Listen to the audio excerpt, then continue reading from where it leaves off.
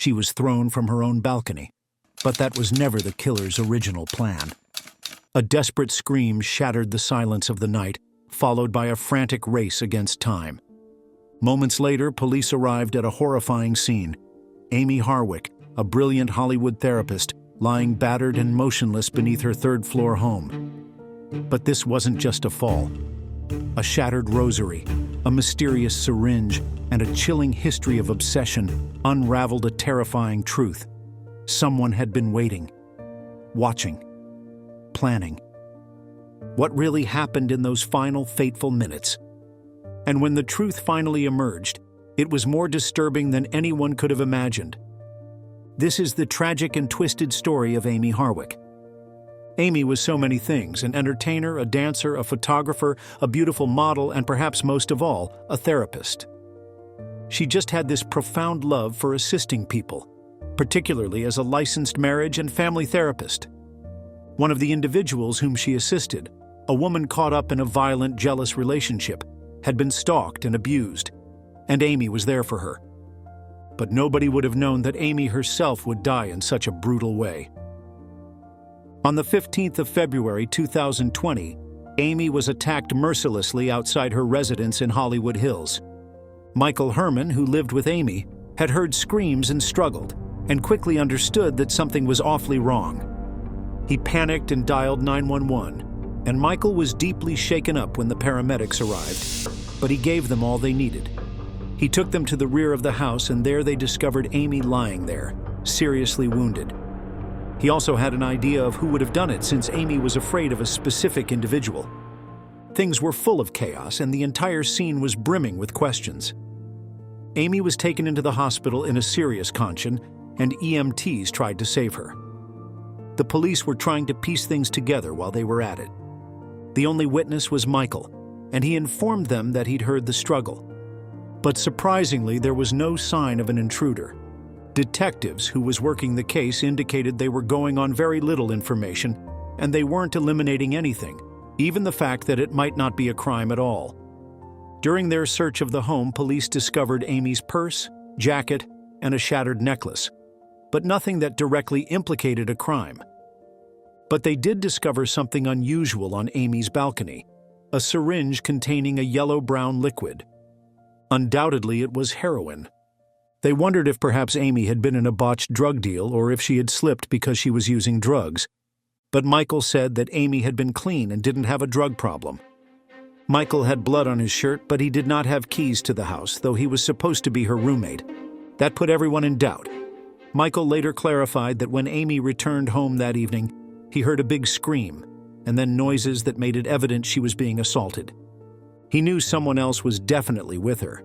So he tried to locate his phone but could not, and he began shouting in fear to try and frighten off whoever was there.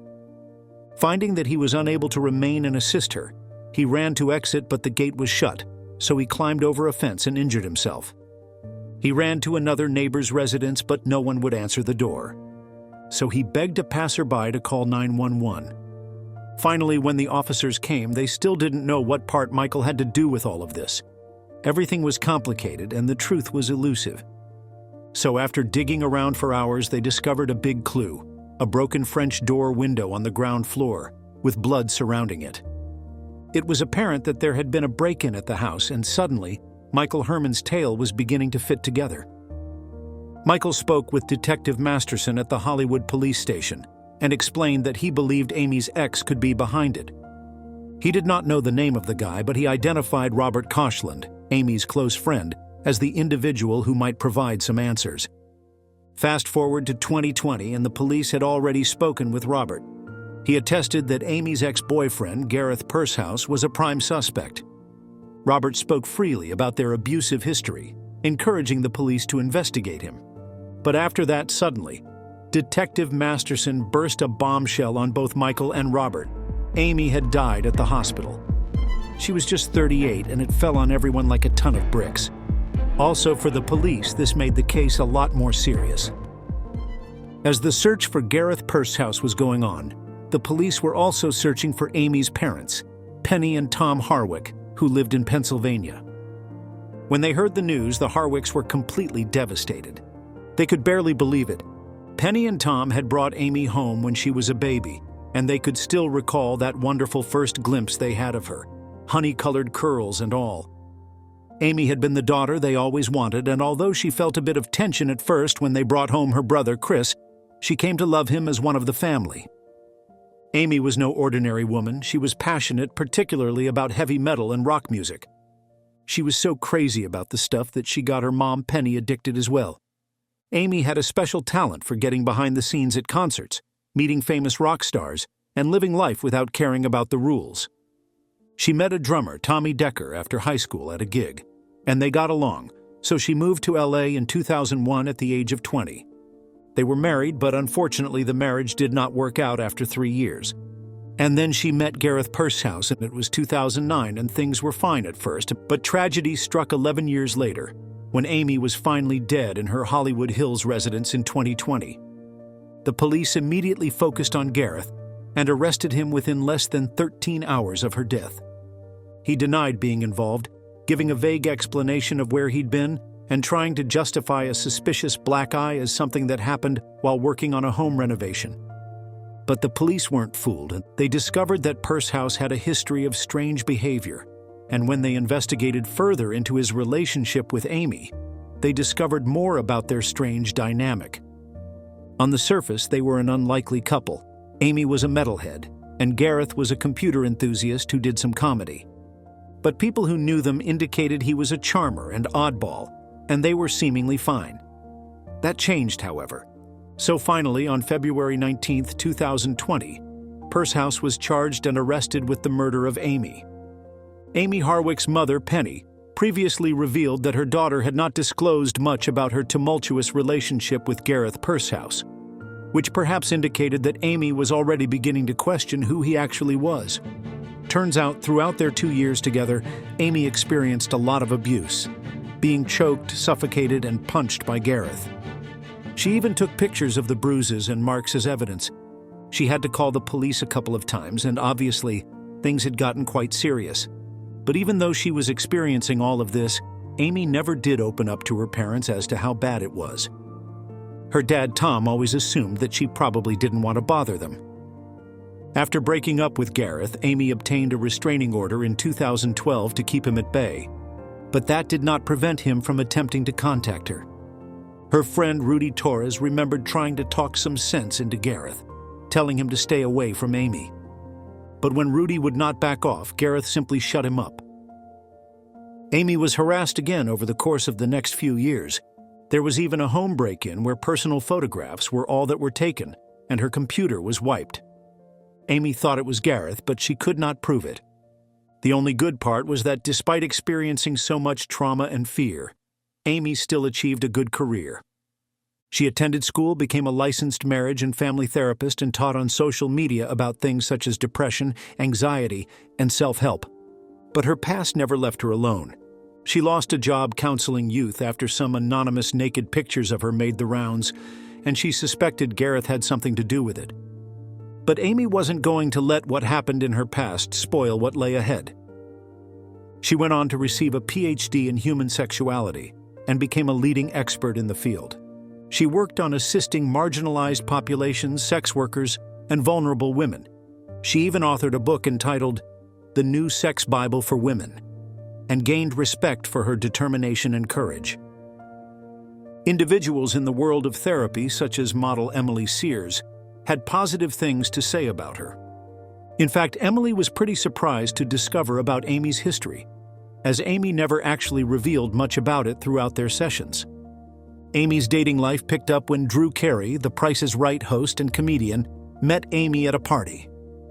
Amy was instantly seen by Drew to be really beautiful, really smart, and had an enormous heart to assist others.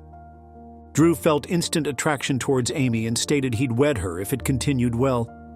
He even asked her out in Paris on New Year's Eve, and she accepted as well. And finally, they broke the news of their engagement on Drew's show, but unfortunately, their relationship too did not work out.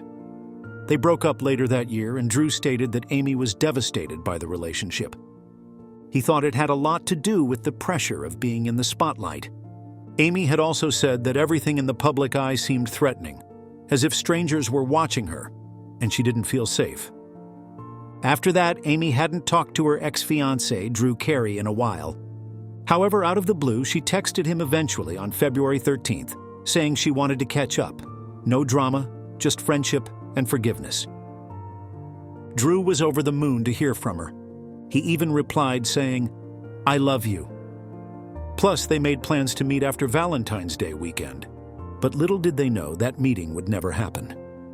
On Valentine's Day 2020, Amy had a packed schedule. She started with a sunrise hike, then grabbed breakfast at Beechwood Cafe with a friend, Cleopatra Slough, talking about how happy she was and all the big plans she had for the future. And that night, she hit up a burlesque show at the Globe Theater with friends also. In fact, she was having a blast, laughing, taking pictures, wearing a rosary-beaded necklace, something that would later become a crucial piece of evidence. And instead of going to the after-party, she and her friends went for tea at the Nomad and stayed there past midnight. At 1:02 a.m., Amy texted a friend as she pulled into her driveway. She had no idea that someone had been lurking inside, waiting for her for hours. But Pursehouse had been stalking Amy there for several hours, and you might think, why is he suddenly here? That's why. You need a little backstory from Purshehouse's perspective. And after that, we will come back to her home on Valentine's Day night. Well, basically, Purshehouse's weird obsession started after he had a brief encounter with her at some awards show. He had confronted her there, angry, shouting that she had ruined his life. Witnesses reported he was sobbing, creating a scene, and Amy was left traumatized. She even discussed with her mom, Penny, getting pepper spray and sharing her location with her friends so that she can stay safe. Her friend Robert recalled how Amy was always cautious, using location sharing as one of the few methods she could use to stay safe. The restraining order on Pursehouse had long since run out, and because he hadn't made an overt threat, Robert didn't believe the police would intervene. But Amy did. She warned him that if something happened to her, Pursehouse was at fault. The next day, Pursehouse located her phone on the net and started texting her, followed by a voicemail pleading for another opportunity to speak. Prosecutors feel that is when he started to manipulate her into allowing him back into her life. Amy wasn't having it, however, and opted to block him, establishing a clear boundary. What followed was even more frightening. But before we reveal that, don't forget to subscribe to this channel because that's what keeps us going. So, prosecutors believe Pursehouse had been preparing for this for some time, and they suspect he picked Valentine's Day as the day that he'd finally execute his warped plan. It wasn't a random pick, it was like he was making a point. On the 14th of February 2020, Amy met up with friends in the night, but at 9 p.m., her neighbor's security cameras caught something suspicious. Meanwhile, a person who resembled a lot like Pursehouse was captured wearing gloves, covering the camera, and then creeping over the fence into her property. So after a short time, one neighbor heard a smashing sound. As it turned out, Pursehouse had entered Amy's residence through an unlocked French door, and the blood discovered nearby was his. Eventually, Detective Masterson came forth with the conclusion that Pursehouse had lain in wait for Amy in bed, most likely believing she won't be coming home until it was late in the night. When she walked in just around 1 a.m., she stood in shock finding him there. She panicked and tossed her phone at him and attempted to run away, but it became a struggle that was violent. The bruises on Purshehouse's arm and the black eye he suffered indicated just how much Amy had struggled to get free. But he was stronger and larger. Prosecutors think he finally strangled her. The surprise came when a neighbor, Michael Herman, shouted from outdoors, interrupting the assault unintentionally. That fear by Pursehouse made him spill a syringe, which was later discovered on the balcony. Analysis revealed it contained liquid nicotine within it, which could have killed Amy if injected. It all started when Purshehouse's original plan didn't quite work out. Prosecutors think that after strangling Amy to the point where she was barely conscious, he dragged her up to the third-floor balcony. There, he lifted her over the railing and let her fall to her death. Security cameras caught him running away from the scene, even hopping back over the fence to make his escape. When the case finally made it to trial, the prosecutors were thrown for a loop by the defense's wild claim that Amy was somehow to blame for her own death. Prosecutors presented their case alleging House was fixated on Amy and killed her on February 15, 2020. But Purshouse's defense emerged with a totally unexpected spin, that they claimed Pursehouse had been unraveling mentally after an encounter with Amy at an awards show back in January 2020. They claimed that all he had wanted for the evening was to have a discussion, but he was so overcome by depression that it resulted in this tragedy. They even produced a syringe containing nicotine at the crime scene, saying it was intended for Purshouse's suicide, not Amy's. The prosecution wasn't convinced at all by this wild story. They reminded everyone that House had obviously planned what he did. He wore gloves, tampered with security cameras, and all of this screamed premeditation. He wasn't attempting to communicate at all with her, he was simply going to kill her. Next, the defense rolled out a fall theory, claiming Amy's death was merely an accident. They even produced a photo of her sitting on a balcony railing in an attempt to support their claim. But no one was taking the bait. Amy's family and prosecution refuted it, citing the seriousness of her injuries and the unlikelihood of her climbing over the railing on her own. As the trial progressed to its end, the defense conceded that Pursehouse had been to Amy's house and had initiated things, but maintained that he did not intend to kill her. During the following 10 days, the prosecution hammered home its message, calling witness after witness. Retired Detective Masterson, Robert Koshland, Michael Herman, all took the stand. Michael Herman even described how Amy had been concerned with the French doors to her house, the very doors House eventually burglarized. She'd even had a handyman out to repair them. The prosecution further produced an audio tape of a jailhouse conversation between Pursehouse and one of the investigators, during which he joked about his situation without showing any guilt for what Amy went through. They claimed this proved he knew he was to blame. When it was time for the defense, they didn't present any witnesses, nor did they provide anything to support their argument that Amy's death was accidental. That left many questions in the air for the jury. During the closing arguments, the defense lawyer had a last-minute theory, stating that Amy must have attacked Pursehouse in fear, attempting to overpower him. But this also did not work. Amy and Pursehouse were constructed entirely differently, and it wouldn't have made sense that she had been able to overpower him. Everyone basically saw right through it, and so the prosecution ended their case with a strong piece of evidence, an email Amy had sent to herself only hours after having a frightening encounter with Pursehouse back in January 2020. In the email, Amy has poured her heart out about how scared she was. She described how Pursehouse had cornered her, yelled at her, and made her feel like she was in his sights. The prosecutor read the email aloud, and it felt like the closest we'd get to hearing Amy's own voice in the trial. It really hit hard and became a huge piece of evidence in the case. The jury had 3 possibilities to decide from for their verdict: first-degree murder, second-degree murder, or voluntary manslaughter.